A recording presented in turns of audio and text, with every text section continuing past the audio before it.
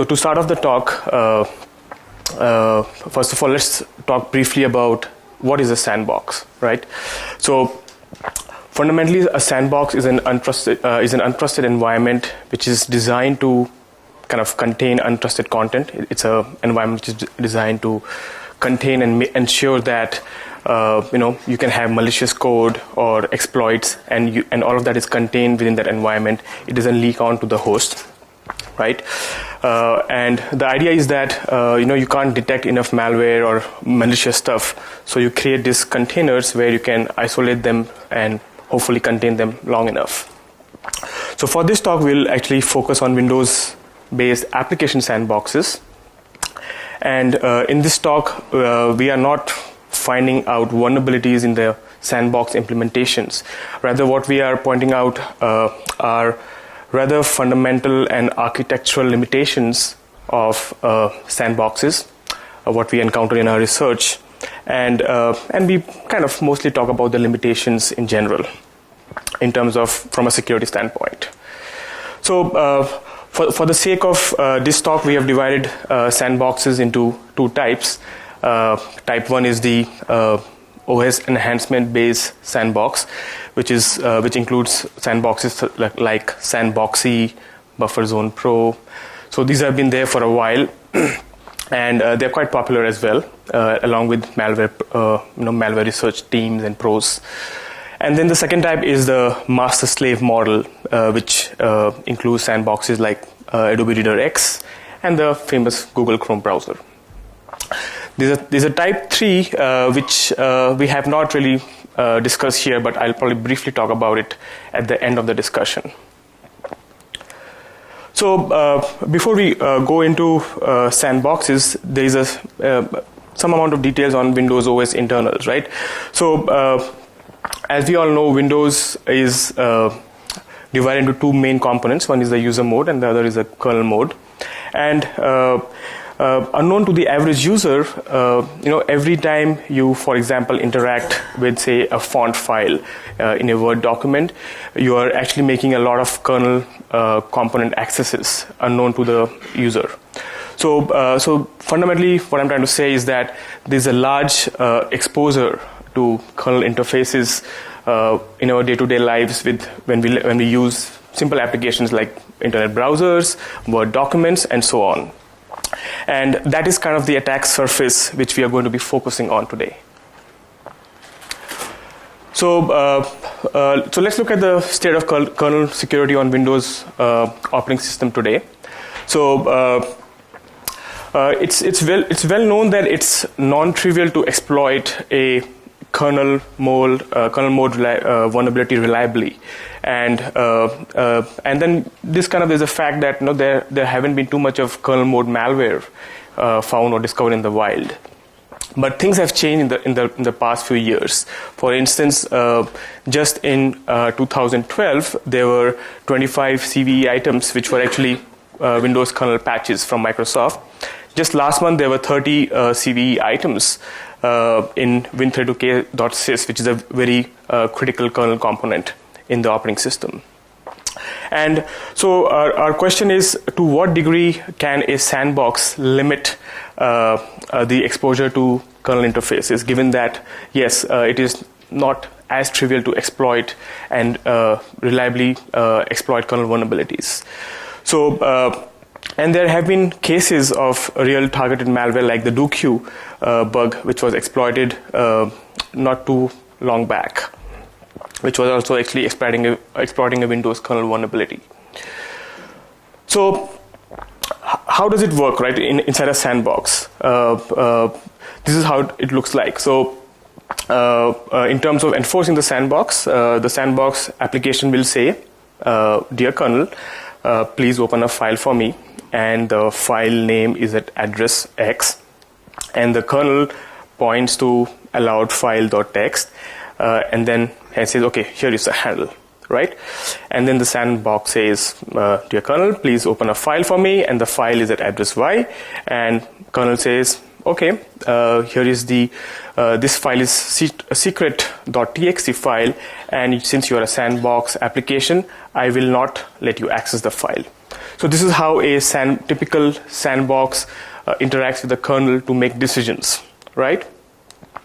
So now, say for example, I have a kernel exploit, how it would work, right? So the sandbox app says, dear kernel, please draw the text hello world for me using the true type font stored at address X. And the kernel says, you are a sandbox application, but using a font is a benign operation and which you need to do to function properly. So what I'll do is I will give you handle, but let me parse this font first, right? And while processing the font, the kernel corrupts its own memory because the parser code was buggy. And because of the memory corruption, the kernel starts executing code at X, which allows the application to do anything it wants because it has the same privilege as that of the kernel at this point, right? So this is like a high-level view of how pretty much every sandbox works and how it interacts with the kernel. Right? So let's talk about the type 1, which is the OS enhancement based sandbox. So in this case, we took Sandboxy, which is a very popular application. As you can see, there have been several downloads, several people have passed reviews, and a lot of people use it for malware analysis and so on. So how it works is it's a custom kernel driver which modifies the Windows behavior to change and ensure that certain parts of the protected system within the sandbox context are protected. And the use case is, you can run arbitrarily EXEs, you can run your browser, you can use Internet Explorer, Firefox inside Sandboxy. And the idea is that it should be able to contain the exploits and the malware within the sandbox. So we got this diagram from actually the public sources. It's not an official sandboxing material, but this is how it looks at a very high level. Like the Sandboxy driver basically intercepts and makes a decision whether it should allow an activity or not. So the problem is that the sandbox code has direct access to pretty much all OS functionality. Which kind of could mean that if the sandbox is compromised, you can steal data and so on. And the biggest drawback is that almost all kernel vulnerabilities can be exploitable from within this sandbox.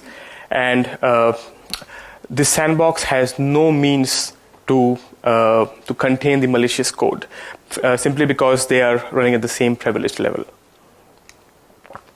So having said that, I'll hand over to Rafal to run the roulette and see how he can bypass Sandboxy. Thank you. So it's my turn to press the page down key, and you see the roulette spinning. Hooray! So the first vulnerability we'll talk about today is patched in Microsoft Bulletin 1242 about a year ago, a little bit less. And was titled User Mode Scheduler Memory Corruption, which is totally misleading, but it's the way Microsoft titles their bulletins. And the root cause of the vulnerability was a bug in the kernel code responsible for returning to user mode from a system call. So it was in the core of the operating system. And more details are not necessary. The point is that this vulnerability allows to run arbitrary code in kernel mode, even if the exploit is run by an unprivileged process, for instance, in this case, sandbox process.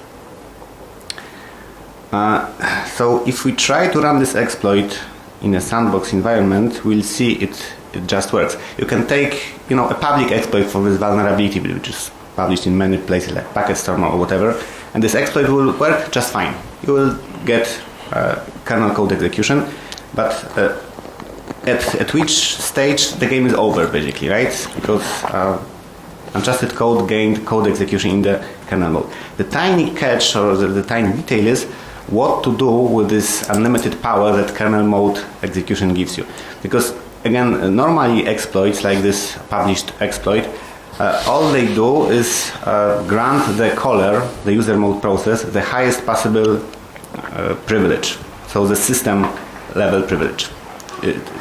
it's named token stealing. So you steal the access token from the system process, assign it to the current process, and then magically the current process has system privileges. So if you do exactly that, and the public exploit does exactly that, it succeeds. So if you run the exploit in Sandboxy, you get a system shell. But the fun part is that this system shell is still contained by Sandboxy. It still cannot do anything, really. Although being the system shell, if you type who am I, you get anti-authority system. Still you cannot do overwrite any system files, you cannot terminate processes, because Sandboxy is parallel, or rather serial, to the protection enforced by the kernel. So even if it's a system process, it's still enforced. So what we need to do is to use again this unlimited power of the kernel mode to do something else. First of all, we can disable Sandboxy driver completely.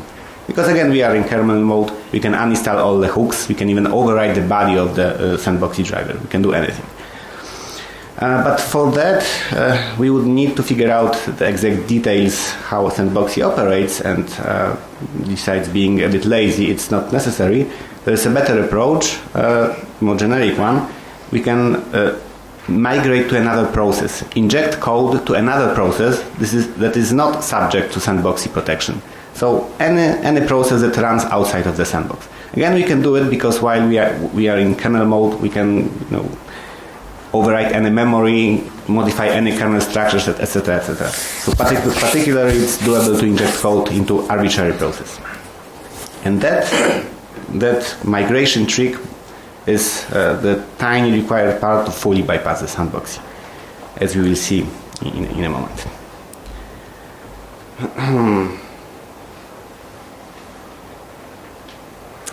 Yeah. So one remark: in all the demos that we will see,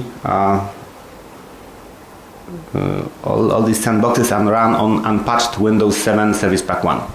So we don't have any Windows kernel 0 days. We have to use exploit for an old vulnerabilities, and that's why we run it on old version of Windows. Again, if someone finds a 0 day, he can use the exact same mechanism. Just for illustration purposes, we chose well-known exploits and vulnerabilities. But on the other hand, all of the sandboxes are the latest version, or they were at the time when we did the research. So we're not exploiting a bug in sandboxing implementation itself, right? It's not that we found a bug in an old version of Sandbox and now we are exploiting. No, we are exploiting the inherent weakness that the Sandbox is reliant on the integrity of the operating system. Okay, so let's see how it goes. So this is the way how you can run arbitrary command in a Sandboxy shell. So just run cmd-exe to make it most convenient. And now let's see that it's Sandbox. Well, there is some visual indicator. You see when you move mouse cursor over the title bar, you see this yellow frame. So it's supposed to be Sandbox. So if I do, for instance, try to shut down the machine, it's denied, and even I get a message from Sandboxy that sandboxed application tried to do something nasty, right? So that's nice. Other thing that we can try is to start Notepad. So it's another application. It's not Sandbox. And let's see if we can. And both cmd-exe and Notepad runs as the same user, right? And let's see what happens if you try to terminate this Notepad process. So Notepad is 596.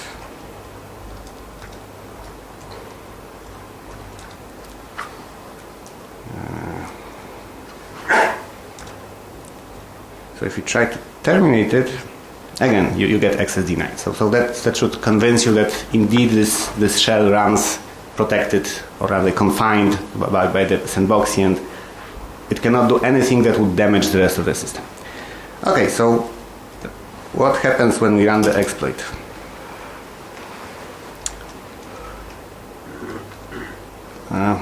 This exploit again is a bit non-trivial because it consists of two stages. First, you get to run arbitrary code in kernel mode, and then you have to inject code into another process that is not Sandbox, right? I mentioned it already. So the first thing you do, you have to find some non-sandbox process which we can inject code to. We can use this notepad process, but it's more generic to use the winInit process with some nice properties.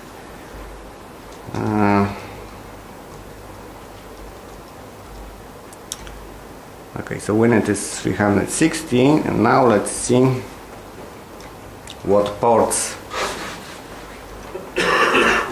are open in this process.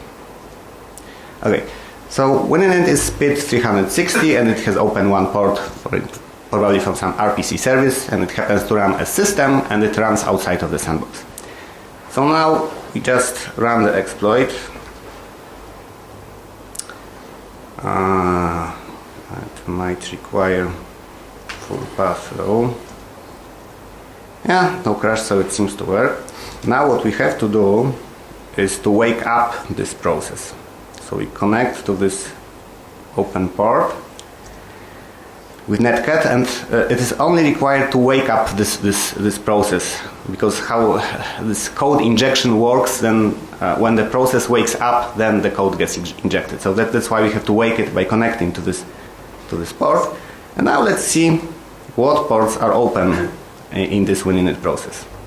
You can see there is one more, 44444, and if you have ever used Metasploit, you probably already expected that this is a usual bind shell by Metasploit. So if you connect to it,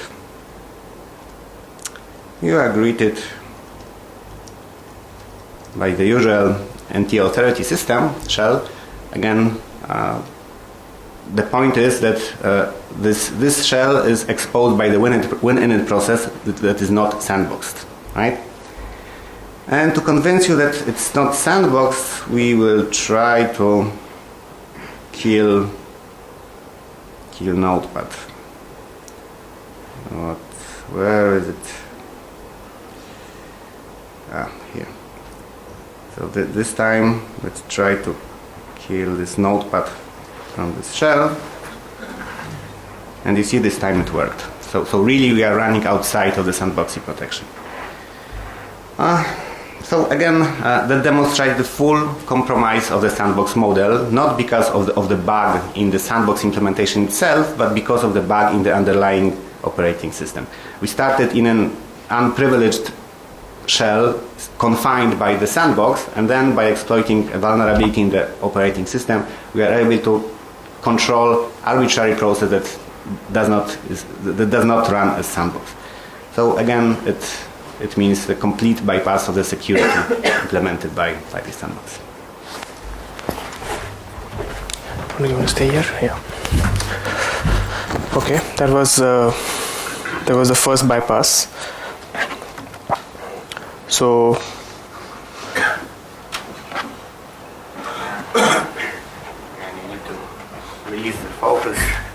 Yeah. It's crappy, I know. You change the keys. No. You can probably stay here for the yeah. So the next this was the first sandbox bypass. So the next one is we are using a similar sandbox called BufferZone Pro. This is also another bypass and another commonly used sandbox available commercially. Why we choose BufferZone Pro is not because it's significantly interesting, but mainly to prove a point that the first exploit was a generic architectural limitation and not a sandboxy specific. So what we do is that we use the same exploit and then we try to bypass BufferZone Pro with the systhread exploit. So we have a demo for that as well. So to be honest, it won't be anything new. I've already seen almost all of it.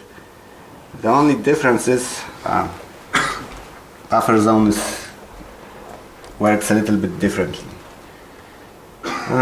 So what we can do is open Windows Explorer, documents.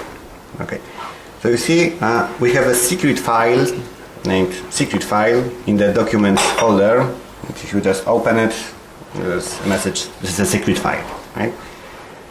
Now what we can do, we'll do the very similar thing. Run a cmd.exe shell in a sandbox environment, but this time it will be a buffer zone. So you do open inside buffer zone. Yes. Okay, let's close it.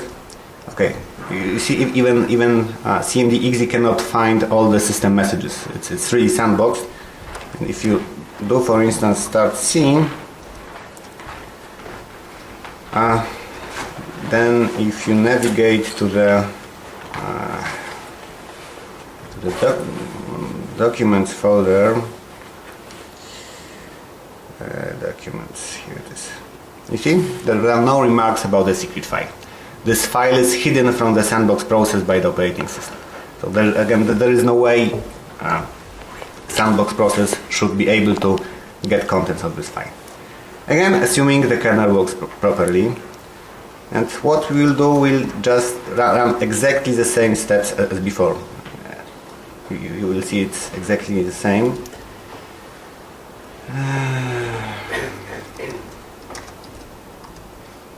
So get the PID.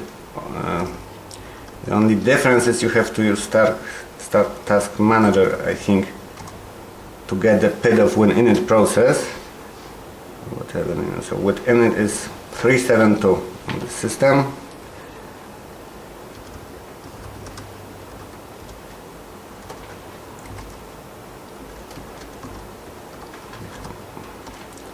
And get the listening port. It happens to be the same port. Now run the exploit. 372. Wake up the winInit process. 9152. And it's all we need. Again, now we can have a look again. This winInit process has been injected with shellcode. It has opened a listening port for us. So again, we can connect to this port.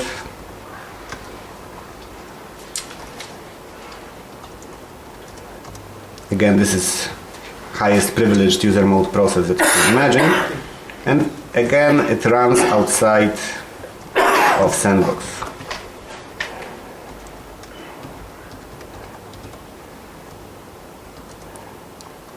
Yeah, you can see, this time we can see this file in the listing. You can also type the contents. So obviously this process runs outside of the sandbox. So again, full bypass of the security promise implemented in the sandbox, right? We started in an unprivileged, fully contained shell contained by the sandbox, and then we end up with a system level process running outside of the sandbox.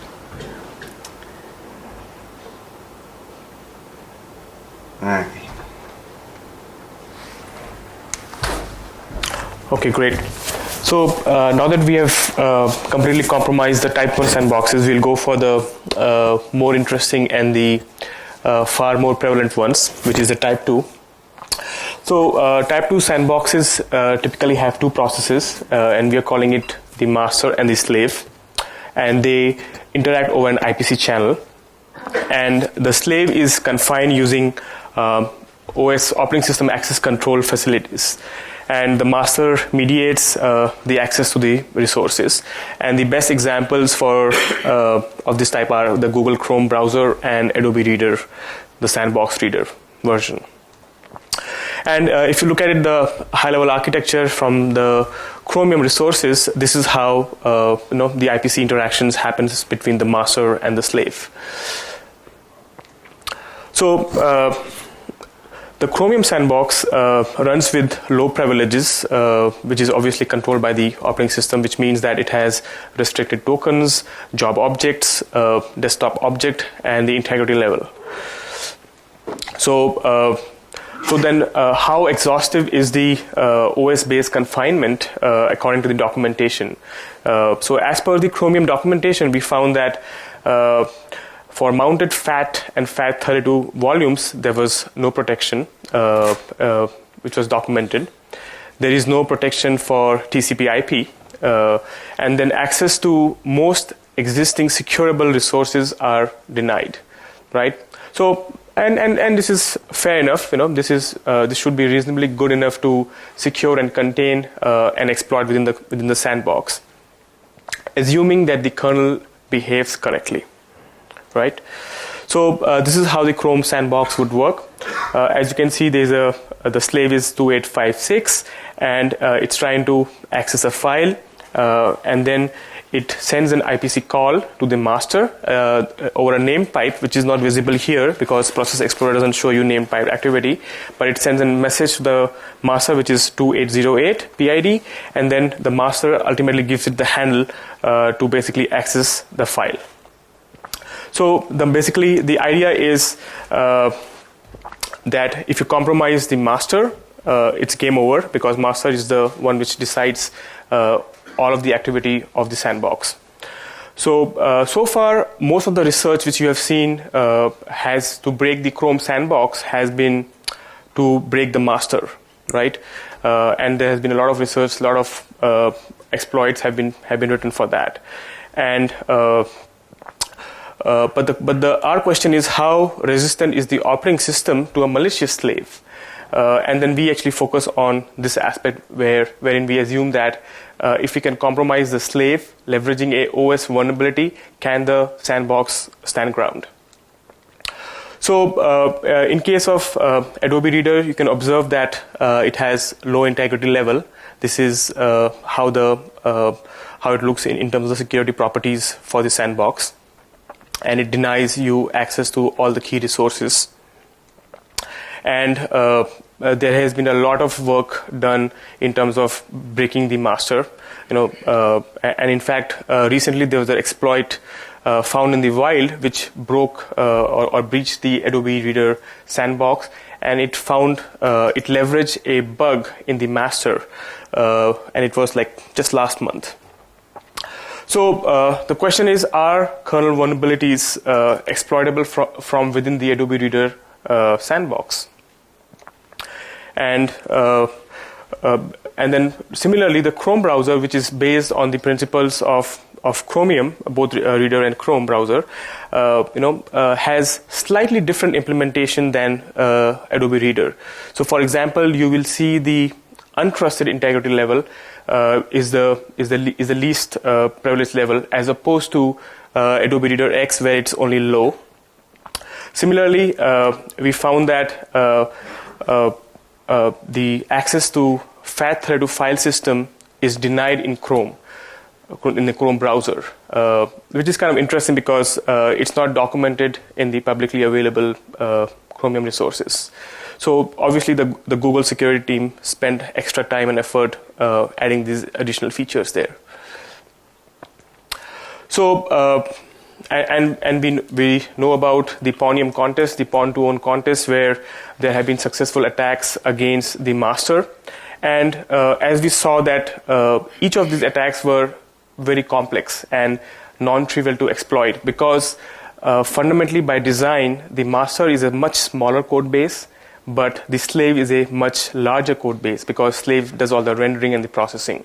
And the idea is that to keep the master code base small enough so that it has a lower attack surface, and hence it gets more and more difficult to attack the master. And as we have seen, people have jumped through like several chains of exploits to break through the Chrome sandbox.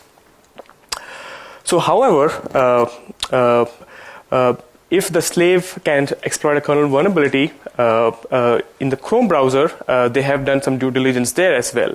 Like, for example, it still denies access, for example, if you need to create a process and if you need to alter certain changes in the registry, for example. And the Adobe Reader X, the Adobe Reader sandbox, is not so tight. It is far more lax in, like, for example, registry control and so on. However, for the Chrome browser, win32k.sys is pretty much fully exposed, which means that it's a huge attack surface. And a vulnerability there can pretty much exploit and break out of the Chrome sandbox, and without the need to achieve the ability to break through the master at all. So now let's try out our demo as Rafal spins the roulette and see how Chrome Sandbox and Adobe Sandbox stand to our exploits. So, another day, another vulnerability. This time it will be the vulnerability related to TrueType font parsing, fixed in Microsoft Roulette in 1275. So not that long time ago, about half year ago. And this will be a little bit different than the other exploits for a couple of reasons. First of all, we will not start with compromising the slave. This exploit does not require compromise the slave at all. It's enough to just open a crafted web page in a vulnerable version of the Chrome browser running on a vulnerable Windows version, and then you get memory corruption in the kernel context. And what we will show in a while, it will result in blue screen of death. So you won't get code execution, but it will be enough to, I guess, to convince you that it's possible to corrupt kernel memory. And everyone agrees who analyzes this vulnerability that it's possible to achieve code execution, so constructive exploit. It's doable using this vulnerability, and it's much helpful if an attacker gets the ability to run arbitrary code in the slave first, in the renderer first. The reason is that then you have much more control over, for instance, the layout of the memory used by the kernel. You can do heap spraying of the kernel in a reliable manner, etc., etc. So again, to sum up, this vulnerability is exploitable to get code execution, to get a full bypass of the sandbox, but what we'll show you in a moment is just a crash of the Windows kernel to prove that this vulnerability exists. And can be exploited at the browser level. Okay. So we open the browser. We didn't shut down correctly. Interesting. And we open some HTML file from the file system. You see, this is a file // URL, but it can be hosted on any website.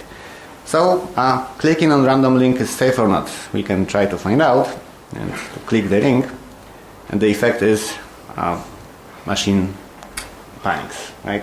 And you can see at the top of the screen you see Win32k. This is the culprit. Yeah. So it's no longer needed. Okay. We have already said that. If you run this exploit with debugger attached, you can get a stack backtrace, and you see that the functions related to TTF font handling are in a stack trace. Okay, but I guess you're not too excited with crashes. So another day, another vulnerability, and this is gonna be the famous vulnerability exploited by the Duku, fixed in Microsoft Bulletin 1187. And again, it's related to TrueType font parsing. Again, it was exploited in the wild by the real malware, and it was distributed by Microsoft Office documents. Could we run the same exploit in the context of the Chrome Sandbox? Would it work? Would the sandbox, because of its limited privilege, may turn out to be impossible to run such an exploit within a sandbox? So let's have a look.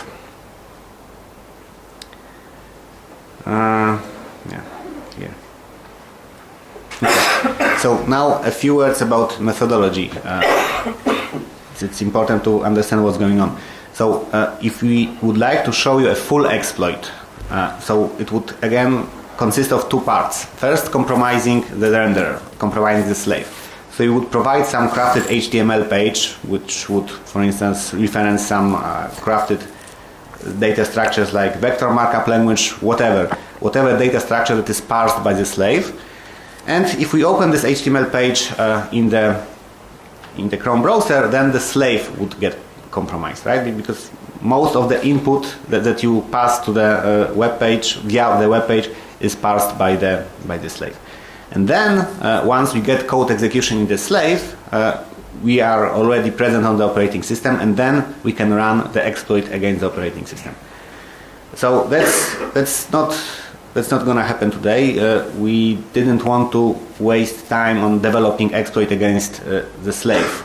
The reason being that the whole purpose why you run the sandbox is that you expect that the slave can be compromised, can be exploited, and this is the sole reason of having the sandbox.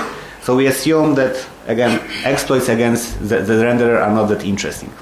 So we focus only on the second part that was supposed to be much more difficult. Once you run code in the context of the renderer, in the slave, how can you escape out to get full control of the system? And that's exactly what we're going to show you now.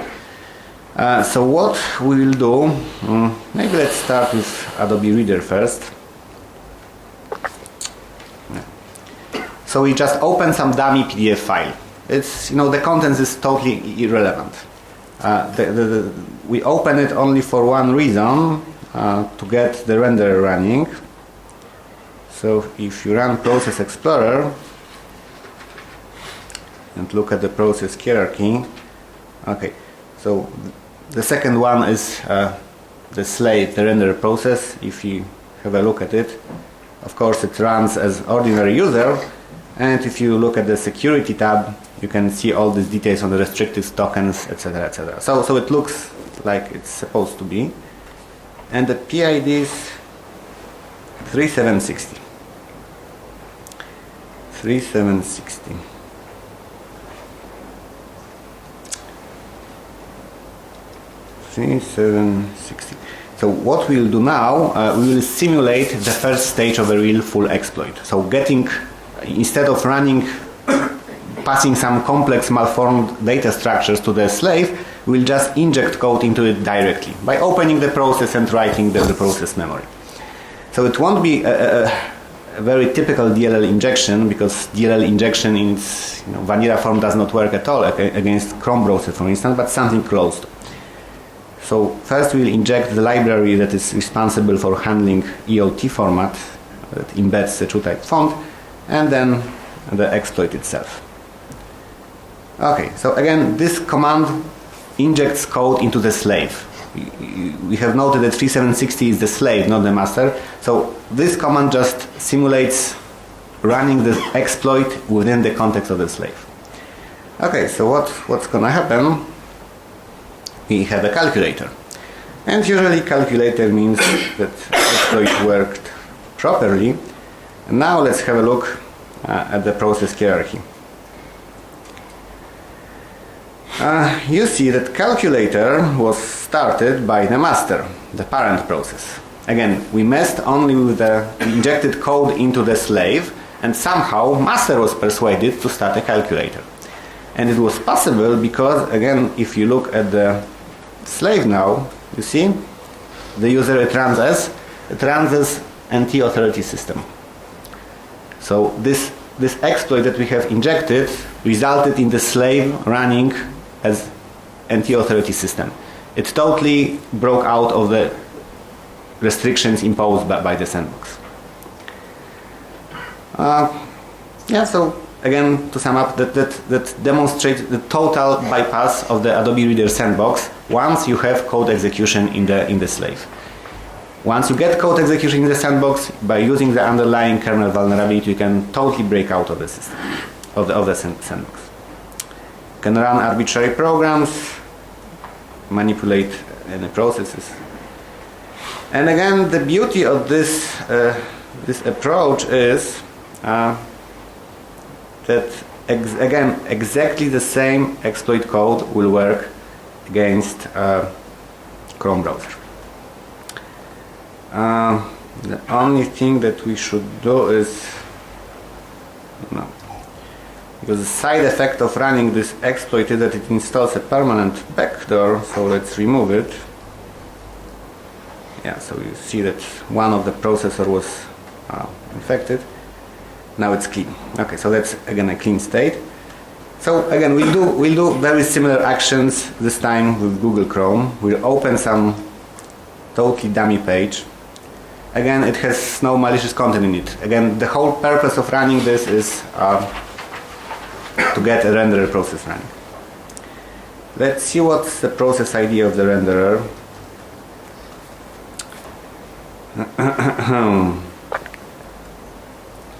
Yeah, it's 2348.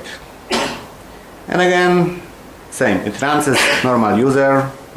In the security tab, you can see that it has a restricted token, untrusted integrity, etc., etc. So everything is normal. 2348. And now again, using exactly the same exploit. 2348. Again, we inject the code into the slave. So our exploit again will be executed in the context of the slave, in the sandbox process. And again, sometimes you have to run it more than once. Again, we have a calculator, which again usually means everything is fine. And if you look at the process hierarchy again, it's very similar to what we have seen before. Calculator was started by the master process. Again, something unusual. And again, the reason is the renderer Chrome process runs as system.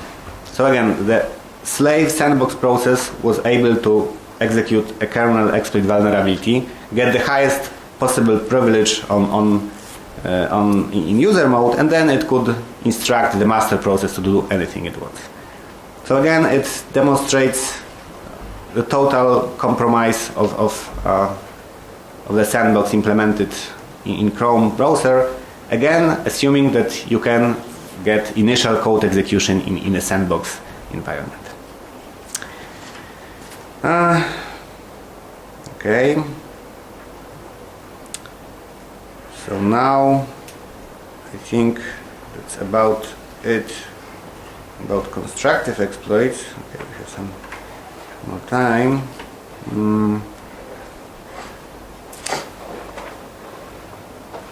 I think, yeah, that we have already discussed. These are the screenshots of renderers, slaves running as system. And the final demonstration that you will see, because the two presentations were focused on true type forms vulnerabilities, so again you don't get impression that the graphics subsystem is the only layer of code that is exposed to the attacks. Let's have a look at another vulnerability, this time fixed in Microsoft Bulletin 1198, and it was titled Windows Kernel Exception Handler Vulnerability, which frankly doesn't make sense. Again, the vulnerability is in the core of the operating system. This time it was related to handling local descriptor table entries. So this will be the final example.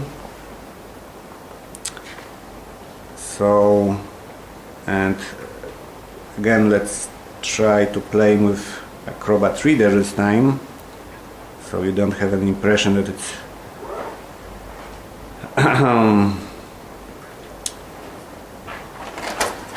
something not applicable to Acrobat Reader.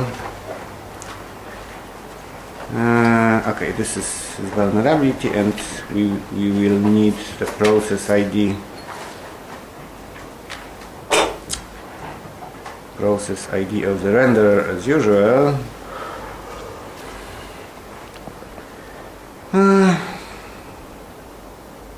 Okay, so this time the renderer is 1004. So again, what we do, we inject code in the 1004, right? In the context of the sandbox. The exploit is run in the context of the sandbox process. And this is a real exploit that exploits this vulnerability. Unfortunately, I'm not sure how to exploit it for code execution. I'm not even sure it's exploitable. I would need much more time for development. But again, you will have a look at the result. The result of running this crude version of an exploit is that if you run it in the context of the renderer, again, you see the crash. So again, that proves the existence of the vulnerability and that it can be reached from within the sandbox. Okay, I think that's about it.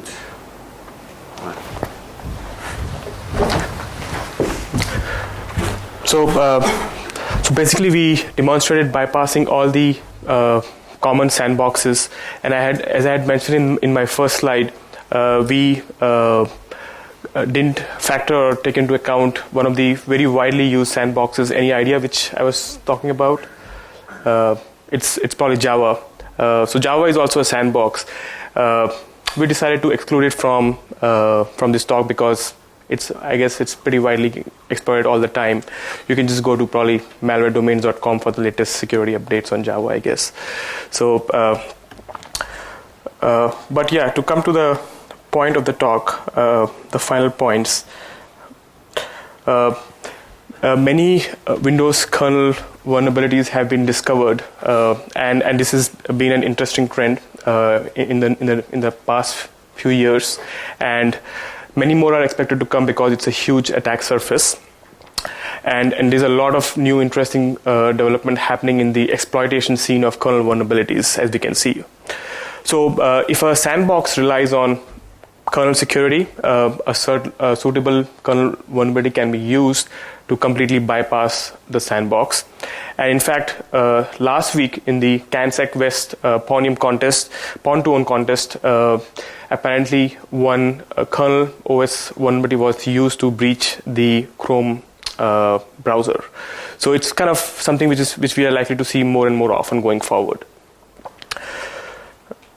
And a final slide is there are alternatives to do more reliable sandboxing, and virtualization-based sandbox is one good option, because what it does is that it wraps the whole operating system inside a sandbox, which means that OS vulnerabilities like these are going to be non-fatal.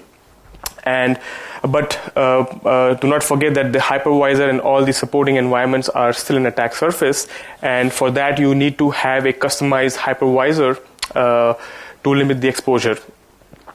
And still, we feel that the amount of functionality exposed by a hardened hypervisor is still much lesser than that of a sandbox, which is relying on the OS kernel to make its decisions, basically. So yeah, I guess that's all we had to share, and we are open for questions now.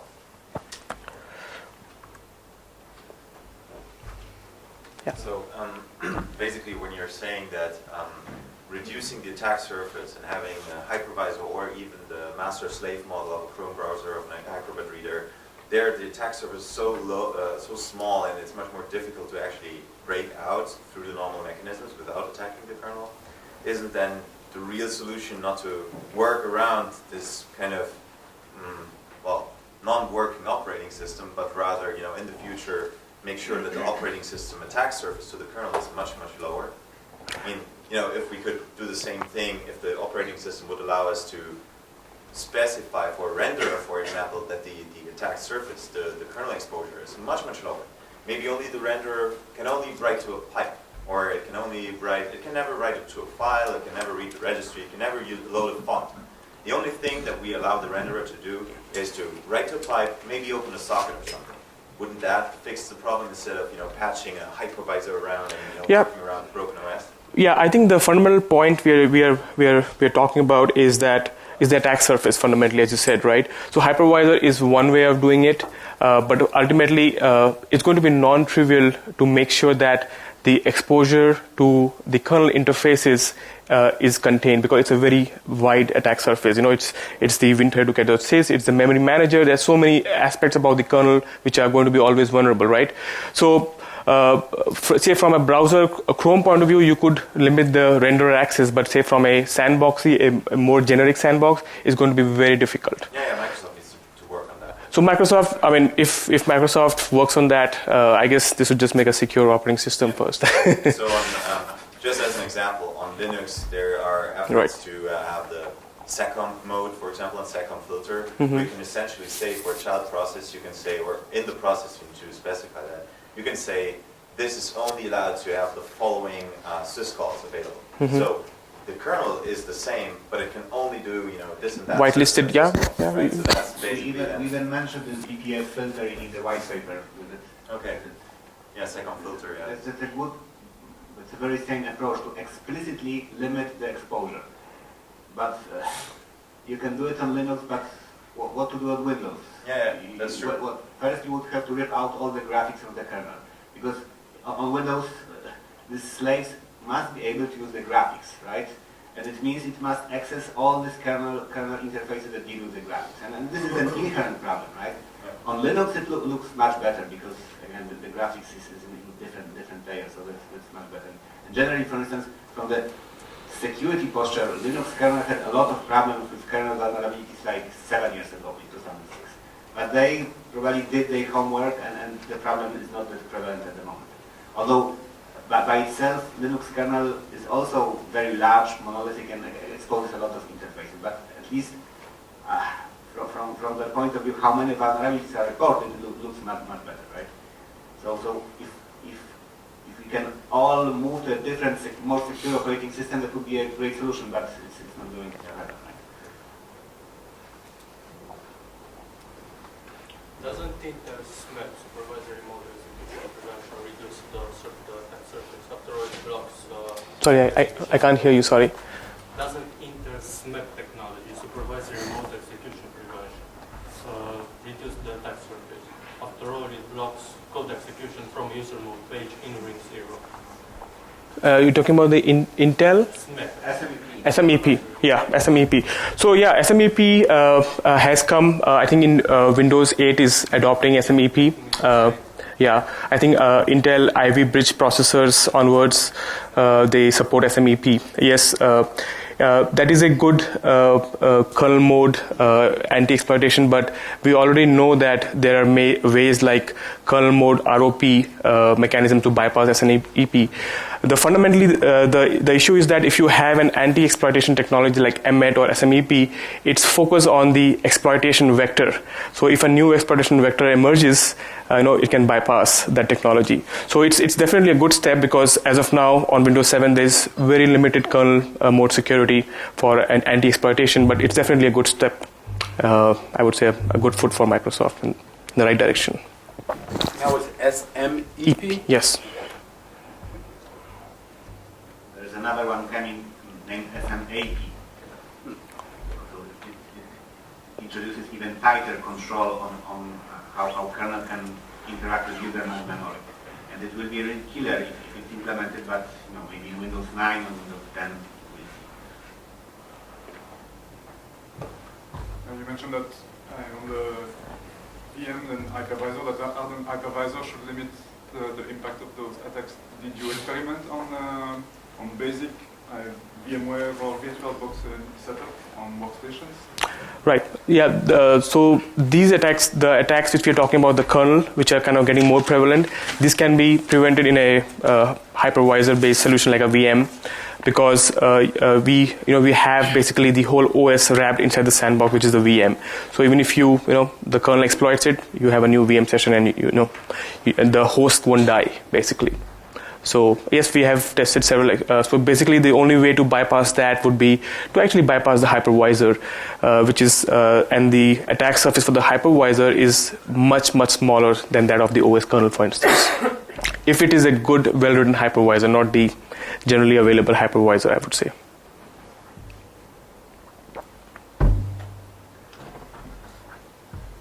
Why do you think that Microsoft ever decided to do font parsing? That's a very good question. Is it too slow to do user space? I think probably it was to do with performance, is what I suspect. But it just baffles why would you do font parsing in the kernel, because it's a architectural blunder, I would say, and it's a huge hole and a huge attack surface, which is just. It's going to be, and TTF font has been, something about, people have been talking about it for so many years now. It's not something new, right? But I believe that the early versions of Windows NT, I think they did not have it implemented in the kernel, is what I believe. I think Windows 3.51 had graphics in user mode, but it was too slow. So the main reason to move to kernel mode was to improve performance. And there are some very funny remarks from Microsoft engineers that moving the graphics subsystem to the kernel improves performance, but did not affect stability nor security.